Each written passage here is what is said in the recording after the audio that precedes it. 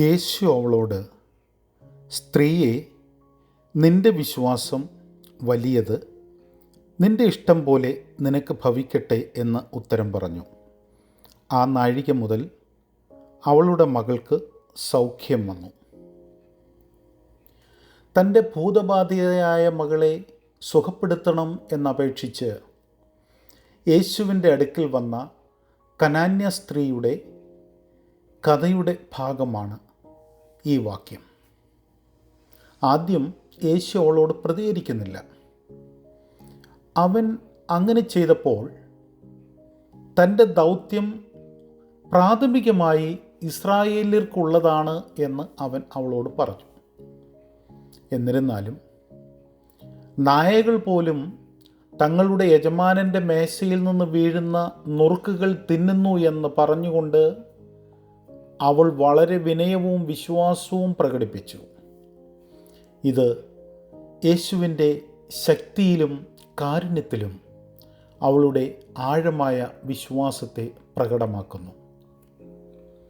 മറുപടിയായി യേശു അവളുടെ മഹത്തായ വിശ്വാസത്തെ പ്രശംസിക്കുകയും അവളുടെ അപേക്ഷ ഉടൻ അനുവദിക്കുകയും ചെയ്യുന്നു. തൽഫലമായി അവളുടെ മകൾ സുഖം പ്രാപിക്കുന്നു. ഈ വാക്യത്തിൽ നിന്ന് നാം പഠിക്കുന്നു, ഒന്ന്, നമ്മുടെ വിശ്വാസം പ്രധാനമാണ്. അവൾ ഒരു ഇസ്രായേല്യ അല്ല എങ്കിലും ആ സ്ത്രീയുടെ അചഞ്ചലമായ വിശ്വാസത്തോട് യേശു പ്രതികരിക്കുന്നു. രണ്ടാമതായി, പ്രാർത്ഥനയിലെ സ്ഥിരോത്സാഹം. പ്രാരംഭ വെല്ലുവിളികൾക്കിടയിലും അവൾ തളർന്നില്ല. ദൈവത്തെ അന്വേഷിക്കുന്നതിന് തുടരുവാൻ വിശ്വാസ സമൂഹത്തെ അവൾ പഠിപ്പിക്കുന്നു. മൂന്നാമതായി, ദൈവത്തിൻ്റെ കരുണ എല്ലാവരിലേക്കും വ്യാപരിക്കുന്നു.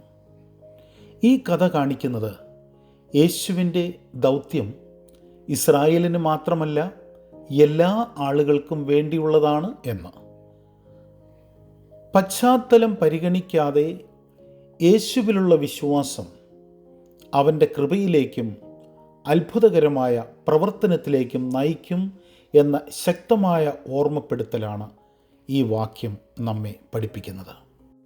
എല്ലാവർക്കും അനുഗ്രഹിക്കപ്പെട്ടതായ ഒരു ദിവസം ആശംസിക്കുന്നു.